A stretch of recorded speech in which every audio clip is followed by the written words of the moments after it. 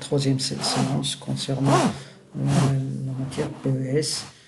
Donc dans cette troisième séance qui constitue donc la suite des séances passées.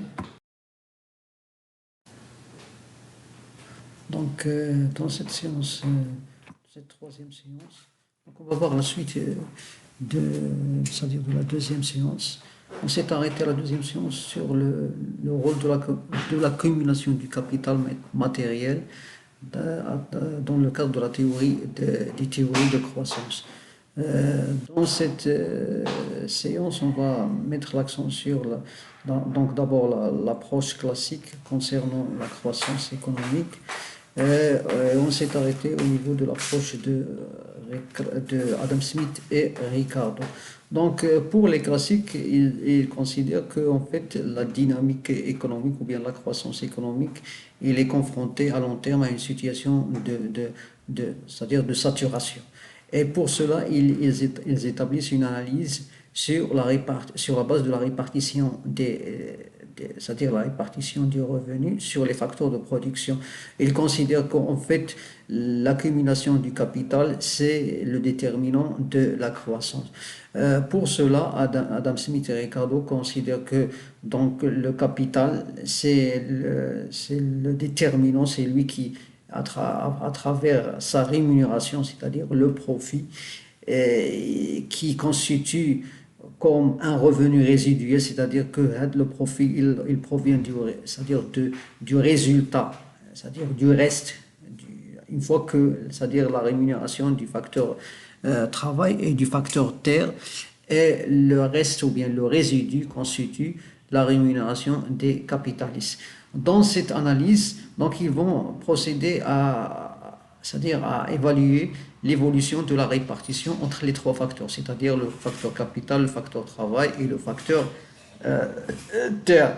Pour les classiques, avec la croissance démographique, la dynamique du système est présentée comme suit. C'est-à-dire il présente comment l'évolution du système capitaliste compte tenu de cette nature de répartition. Donc l'accumulation du capital entraîne une augmentation de la demande de main-d'œuvre.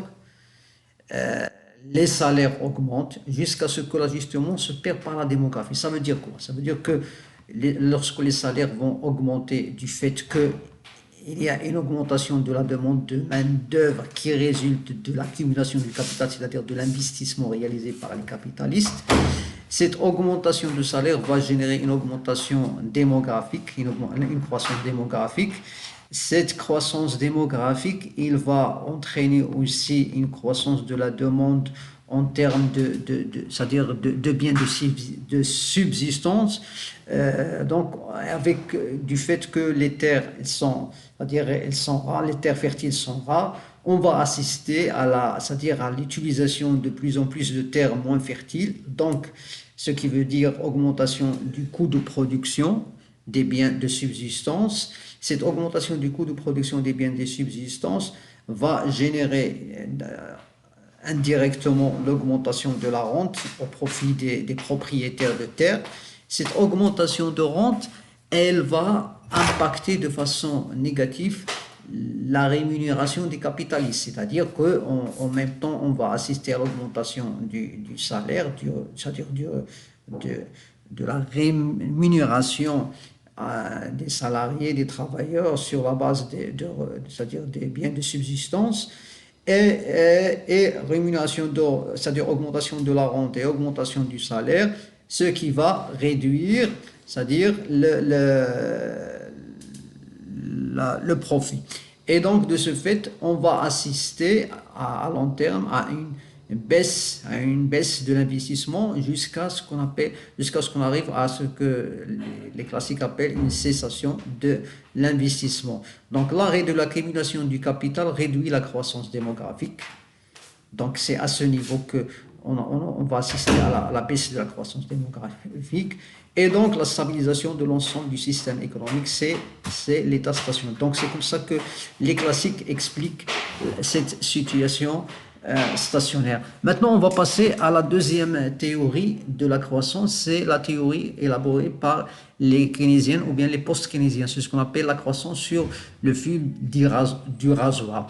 Donc, cette théorie, elle a été développée dans le cadre des événements, c'est-à-dire dans le cadre du début du XXe siècle. Cette période-là, il est caractérisée par une instabilité, une dépression mondiale. Il est caractérisé aussi par, c'est-à-dire par les deux guerres, la première guerre et la deuxième guerre, et la dépression mondiale, c'est-à-dire la crise 29-32. Donc c'est une période d'instabilité majeure, c'est-à-dire qui a connu l'économie mondiale. Et donc cette succession de ces crises a entamé une période d'instabilité économique et des conflits majeurs, imprégnant l'analyse économique contemporaine. Donc à la fin des années 30 et au cours des années 40, donc, plusieurs auteurs, essentiellement Domar et Harrod, donc des post-keynésiens, ont prolongé au long terme les analyses de Keynes en introduisant l'accumulation des facteurs capital et travail. Selon Keynes, le fonctionnement spontané des économies de marché débouche presque inévitablement sur le chômage. Vous savez, la théorie keynésienne qui parle de l'équilibre de sous-emploi. Donc, on est confronté toujours à un obstacle. Donc, Keynes, il va mettre en évidence les problèmes de la croissance équilibrée, de plein emploi, c'est-à-dire le caractère déstabilisant de la croissance et les difficultés de l'économie à croître de façon régulière. Donc, c'est le premier à avoir mis l'accent sur l'instabilité de la croissance ou bien sûr la croissance confrontée au problème de l'équilibre, puisqu'on pourra avoir un équilibre, mais ce n'est pas un équilibre de plein emploi, c'est un équilibre de sous-emploi. On assiste au déplacement de l'analyse économique de l'étude des origines de la croissance vers l'étude de la relation entre la croissance et l'équilibre. Les analyses de Domar et Harrod ont été publiées séparément, mais il y a une similitude dans leur approche qui tendent à les présenter de manière complémentaire. Donc le premier, Domar, il va mettre en évidence les conditions de la croissance équilibrée. Harrod insiste sur le caractère instable de la croissance. L'analyse de Domar porte sur le marché des biens, montre que l'existence d'un équilibre sur le marché des biens est subordonnée à la croissance régulière de l'investissement, c'est-à-dire l'investissement doit croître au taux constant, c'est-à-dire que pour Harrod, pour avoir une croissance équilibrée, il faut qu'il y ait une croissance au taux constant de l'investissement. Donc, il va mettre en effet à ce niveau-là les deux effets de l'investissement, effet de revenu et effet de capacité. Donc, effet de revenu, il se manifeste à travers ce qu'on appelle le multiplicateur. C'est un effet qui est de court terme. Et l'effet de capacité, il se manifeste à long terme. Et là, il a pour effet, c'est-à-dire pour effet l'augmentation de la capacité productive. C'est-à-dire l'investissement génère une création de capacité de production, alors que l'effet de revenu, il influence la demande par le fait de la variation du revenu qui est due à l'investissement. Donc, du côté de la demande, c'est-à-dire du côté de l'effet de revenu qui est dû au multiplicateur, une variation de l'investissement entraîne celle du revenu des agents et de la demande.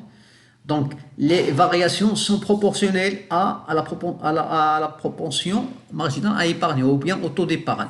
Donc, on a ici la variation de la demande est égale à la variation de l'investissement sur petit s. Bien entendu, dans une économie fermée, et bien entendu, cette relation elle se vérifie a posteriori, c'est-à-dire ex post.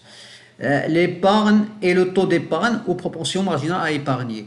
Donc, du côté de l'offre, la modification de l'investissement modifie le stock de capital et la production, c'est-à-dire on assiste à une augmentation de la capacité productive. Donc c'est ce qu'on appelle ici l'effet de capacité. On a V, grand V, il représente la productivité marginale d'un capital nouveau, ce qu'on note aussi comme ça, PMK, c'est la productivité marginale du capital. V est égal donc à delta Y sur delta K, c'est-à-dire la variation de la production qui résulte de la variation du stock de capital, DK, delta K. Donc cette variation de la production qu'on va noter aussi delta Q, c'est-à-dire delta de la variation de l'offre sur l'investissement net. La variation du stock de capital est égale en fait à l'investissement net. Donc si on multiplie la productivité marginale par l'investissement net, on obtient la variation de la capacité de production, bien la variation de la quantité offerte. Donc mesure l'accroissement de la capacité productive obtenue par le nouvel investissement, par l'investissement net.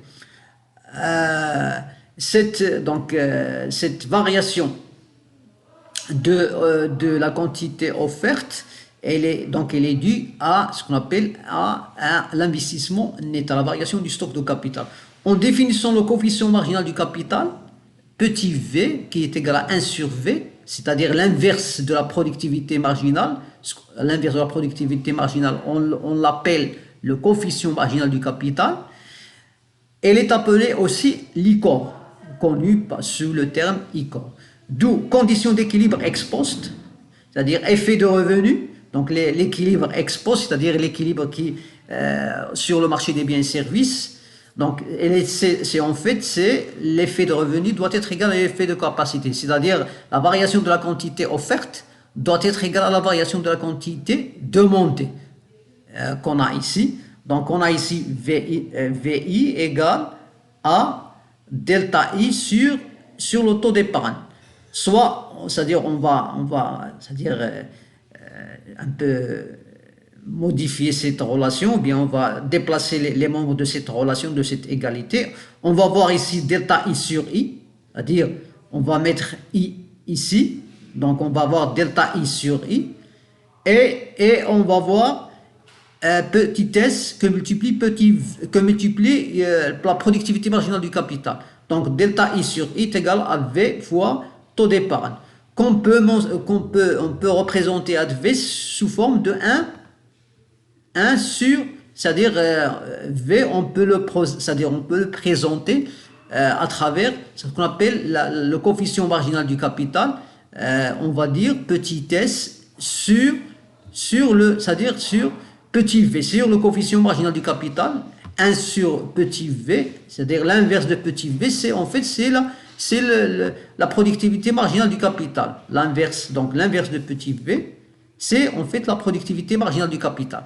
Donc on pose donc ici delta I sur I, c'est-à-dire le taux de croissance de l'investissement est égal à petit s sur petit v. Donc c'est la condition d'équilibre. Pour Doma, on a ici l'effet de capacité et l'investissement il produit deux effets, un effet de capacité, un effet de revenu à travers le multiplicateur et ici à travers l'accélérateur. Donc augmentation de la capacité de production, variation de la quantité offerte, augmentation de la demande, variation de la quantité demandée. Donc pour qu'il y ait une croissance équilibrée, il faut que cet effet de capacité soit égal à l'effet revenu. Pour cela, il faut que le taux de croissance de l'investissement soit égal à petit s sur petit v. Ça, c'est la condition d'équilibre sur le marché des biens et services. Donc, on a l'interprétation ici, au taux de croissance petit s sur petit v, le supplément du revenu créé par une augmentation de l'investissement permet juste d'écouler les biens supplémentaires produits grâce à une augmentation de capital. Ça, c'est l'interprétation qu'on donne à cette relation d'équilibre. Donc, cette condition d'égalité n'a que peu de chances d'être réalisée. Pourquoi? Pour Domar, il considère qu'en fait, dans la réalité, il est très difficile d'aboutir à cette égalité, c'est-à-dire à la croissance de l'investissement, au taux de croissance de l'investissement égal, qui correspond au rapport petit s sur petit v. Donc il va considérer que le déséquilibre constitue la règle.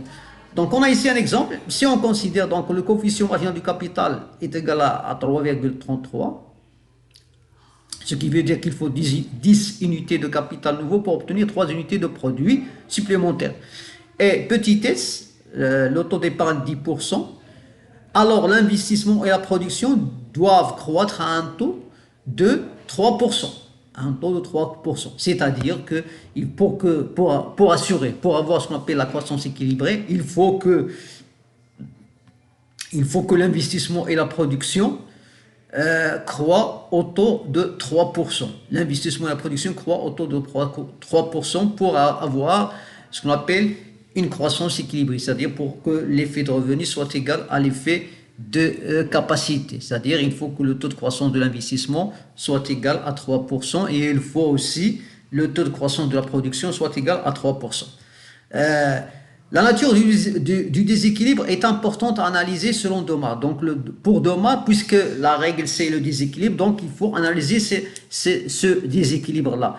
Pour Domar, il considère si l'effet revenu est supérieur à l'effet de capacité, le déséquilibre est de type inflationniste. Et inversement, si l'effet capacité est supérieur à l'effet de revenu, donc on aura un déséquilibre de type déflationniste.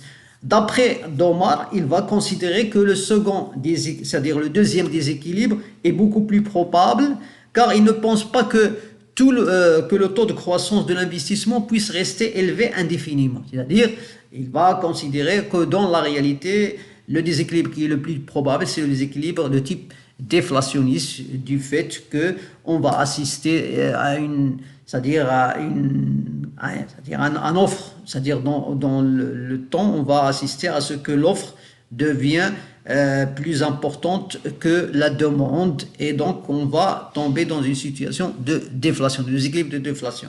Le modèle de Domar correspond donc à une représentation d'une économie capitaliste en état de contraction et de stagnation inéluctable, c'est-à-dire dans cette situation de déséquilibre de type déflationniste, on est dans une situation de contraction et de stagnation inévitable. Donc, trois limites à ce modèle. C'est un modèle qui est simpliste.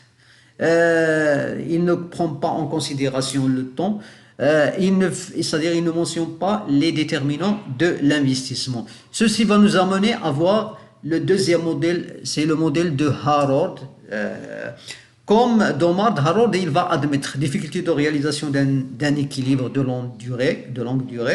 Il va aussi, la représentation, elle est aussi purement réelle du système économique, et il va partir d'une économie fermée sans échange avec l'extérieur. Mais Harrod, il va ajouter trois nouveautés. Donc, il va introduire le marché de l'emploi.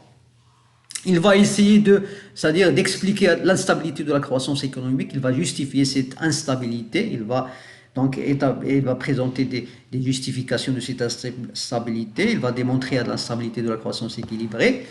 Il va aussi établir une analyse explicite des déterminants de l'investissement. Harrod s'est intéressé donc à montrer l'instabilité de la croissance. Il propose aussi une typologie des déséquilibres où il montre l'instabilité de la croissance équilibrée. Donc, Harrod, il va distinguer trois taux de croissance. Il va distinguer trois taux de croissance, à la différence de Domar. Donc, le premier taux de croissance, qu'il va appeler le taux de croissance effectif, petit g, qui correspond à la croissance effective du produit. Donc, c'est un taux de croissance qui est ex post, c'est-à-dire a posteriori. Bien entendu, dans une économie fermée, donc il va partir du principe de l'égalité investissement-épargne. Donc on a l'investissement net, qui est en fait la variation du stock de capital. Cet investissement net est égal aussi au coefficient marginal du capital fois la variation de la production. Ou bien d'une autre manière, on sait que le coefficient marginal du capital est égal à delta K sur delta Y. Delta K sur delta Y, et comme on sait que delta K c'est la variation du stock, c'est l'investissement net, on pose donc l'investissement est égal à delta K, et on va multiplier delta Y par V, par petit v, par le coefficient du marginal du capital. Et on sait que l'investissement net est égal à l'épargne, est égal à l'équilibre, donc est égal à l'épargne, c'est-à-dire à l'équilibre a posteriori. Donc, on sait que l'épargne, en fait, c'est quoi? C'est petit s fois y. C'est le taux d'épargne fois la production nationale. Donc, ce qui implique qu'on peut poser de ce fait delta y sur y est égal à petit s sur petit v. Taux d'épargne sur le coefficient marginal du capital. Donc, ça, c'est la règle, la règle de l'équilibre. C'est-à-dire, on détermine ici le taux de croissance effective qui assure donc l'égalité. Donc, VIP, donc lié à la fonction de production. Dans quelles conditions les anticipations de l'entrepreneur, donc la question qui se pose, dans quelles conditions les anticipations des entrepreneurs sont-elles réalisées? C'est-à-dire, l'investissement ex ante correspond à l'investissement de la croissance stable. Ici, le taux de croissance effectif, c'est un taux de croissance qui est considéré a posteriori. Donc, c'est-à-dire qui est déterminé après la réalisation, c'est-à-dire après la réalisation de l'équilibre.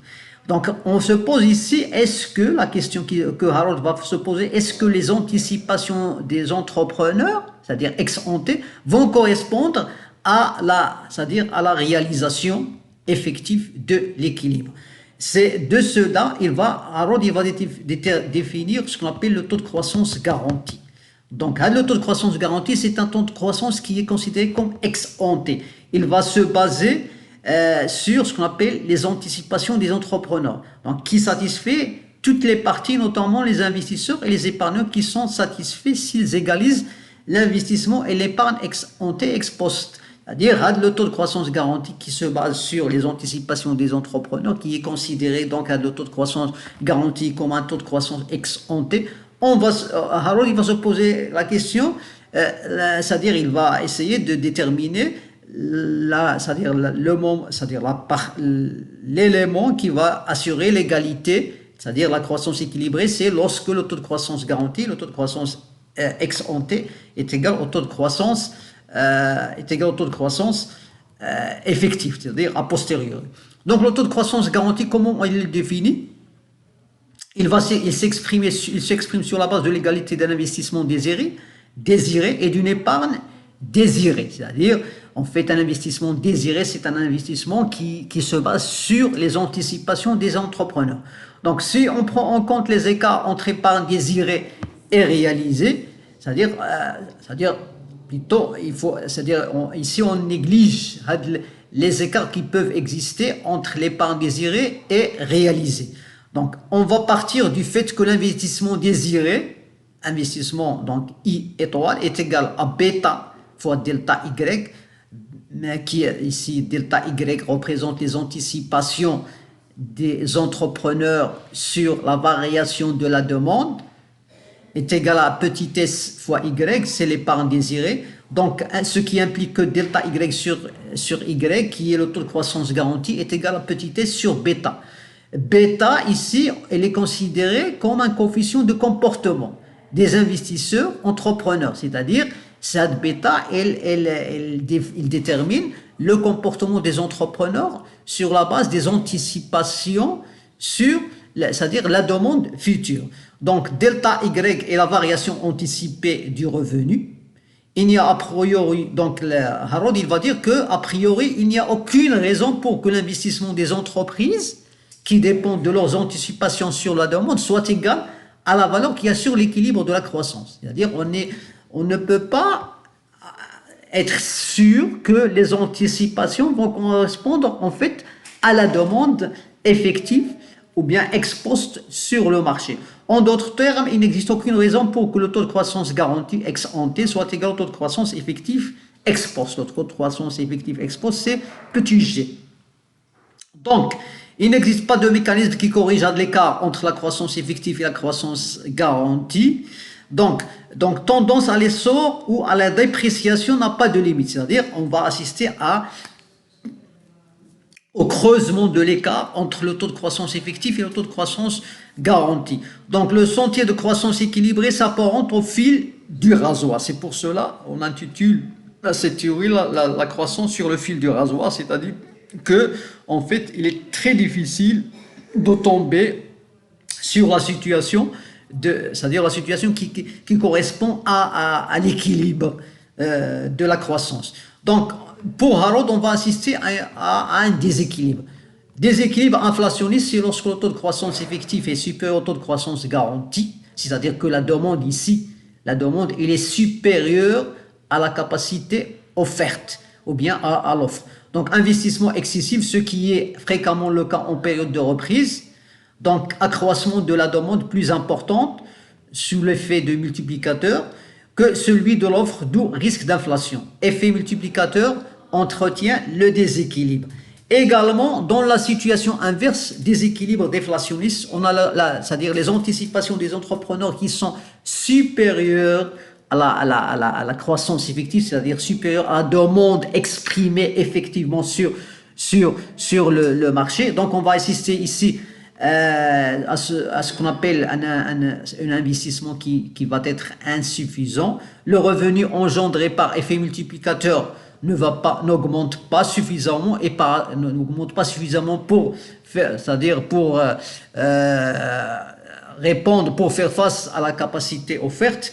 Et paradoxalement, on va assister à une surcapacité de production avec insuffisance de la demande.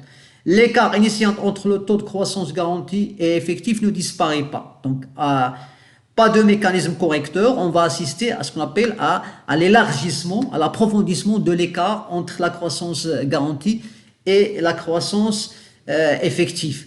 Dans cette situation, donc, on considère que en fait l'État va donc c'est-à-dire Harold il va reconnaître le rôle régulateur de l'État dans cette situation.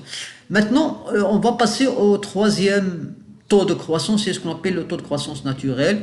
Donc ce taux de croissance naturel, on va l'expliquer dans la quatrième séance en détail. On va s'arrêter ici, je vous remercie.